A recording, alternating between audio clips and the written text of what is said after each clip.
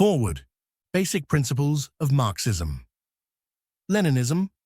A primer was written by Jose Maria Sison when he was in prison. After the manuscript was smuggled out, it became part of the mandatory study for new members of the Communist Party of the Philippines, serving as the main study material for the Advanced Party Course, AKP. Two aspects of this book make it important for study. Accuracy. First, its content continues to be valid and relevant, in spite of having been written 3 decades ago. Thus, by studying this book, you will be able to grasp the development of Marxist ideology more deeply and with an up-to-date understanding. This text was written a few years after the death of Mao, at a time when revolutionary parties who were upholding Mao Zedong thought were still debating the universal validity of those teachings, debates that did not reach the cell where Sison was detained. But while the goal of this study wasn't to formulate a synthesis of Mao's teachings, but rather to explain in a comprehensive and modern way the 3 component parts of Marxism, we can see that at that time Sison already had a clear understanding of what philosophical teachings of Mao were universal. Service to the revolution.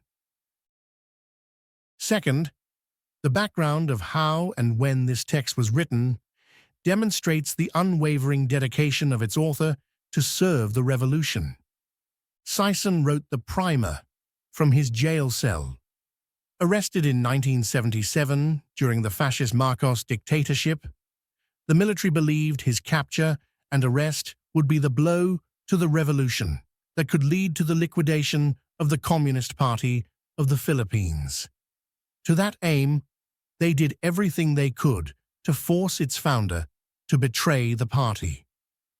In December 2015, the United Nations adopted a resolution commonly known as the Mandela Rules, which defined the standard of treatment of prisoners.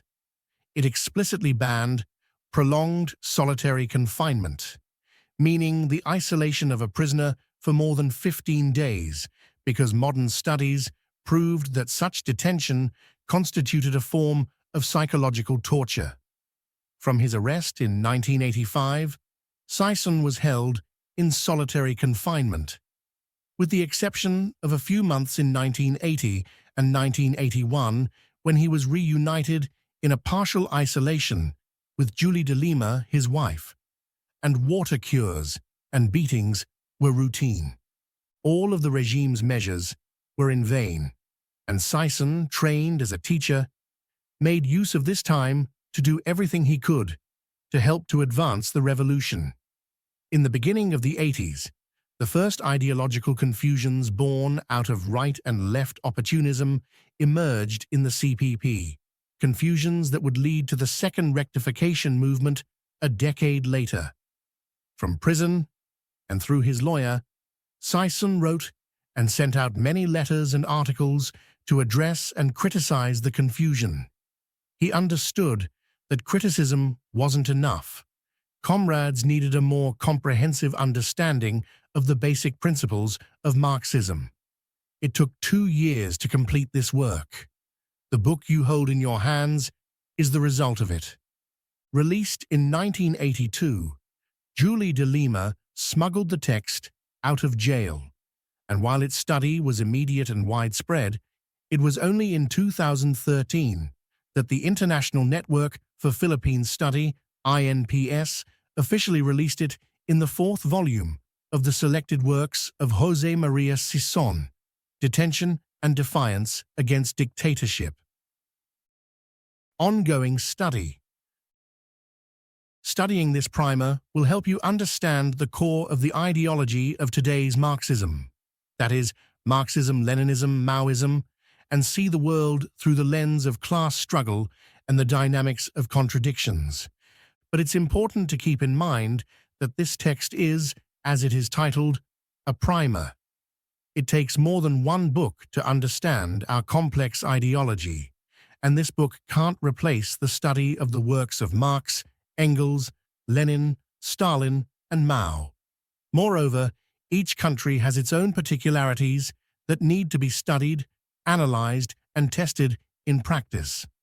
If you wish to pursue your study to understand more of the history of Marxism, we recommend Marxism-Leninism-Maoism, basic course written by the Communist Party of India, Maoist, and the 5 Golden Rays and 5 Essays on Philosophy by Mao Zedong, which will help you to grasp communist principles and world outlook more deeply.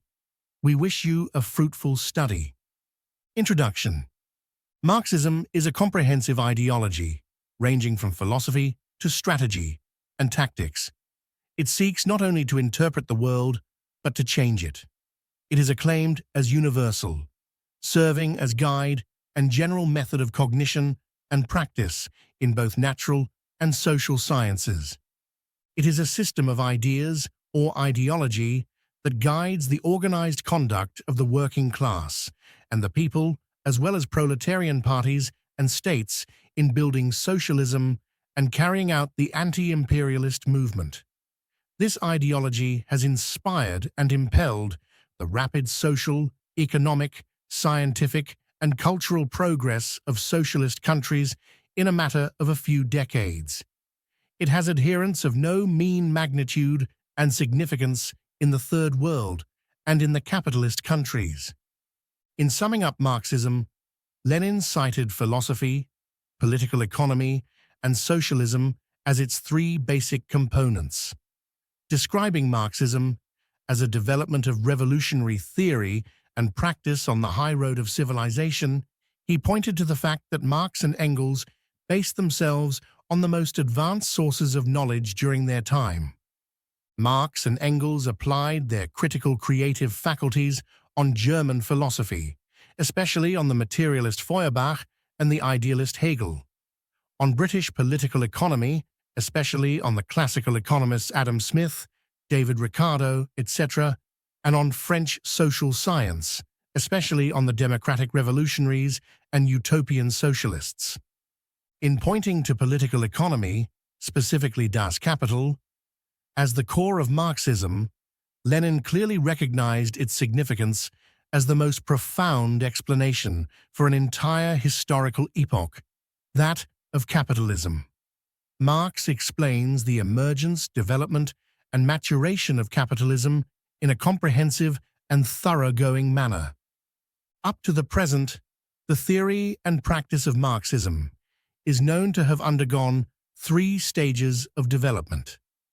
The first stage covers the period when Marx and Engels clarified the laws of motion in free competition capitalism that led to ever-increasing concentration of capital, and when revolutionary activities, not even led by communists or Marxists, ranged from the 1848 revolutions through Marx's ideological leadership in the International Working Men's Association, First International, to the first successful armed revolution of the proletariat, the Paris Commune of 1871, which lasted for over 2 months.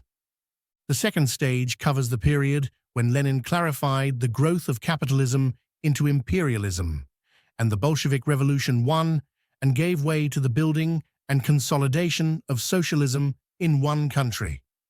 Stalin carried on the theoretical and practical work of Lenin for a long period. The third stage covers the period when socialism exists in several countries, and Mao Zedong thought confronts and clarifies the problem of revisionism and restoration of capitalism in some socialist countries. Even as imperialism and the world capitalist system are in rapid decline, the problem of revisionism has also arisen in socialist countries. Mao put forward the theory and practice of continuing revolution under proletarian dictatorship. It may be observed that although Marxism or Marxism-Leninism is a theory based on the fundamental teachings of Marx and Engels, it is continuously developing, in stride with the ever-changing world and with the particularities of countries. Marxism today is the acclaimed guide to the world transition of capitalism to socialism, and in semi-colonial and semi-feudal countries particularly, the completion of the democratic revolution and transition to socialism.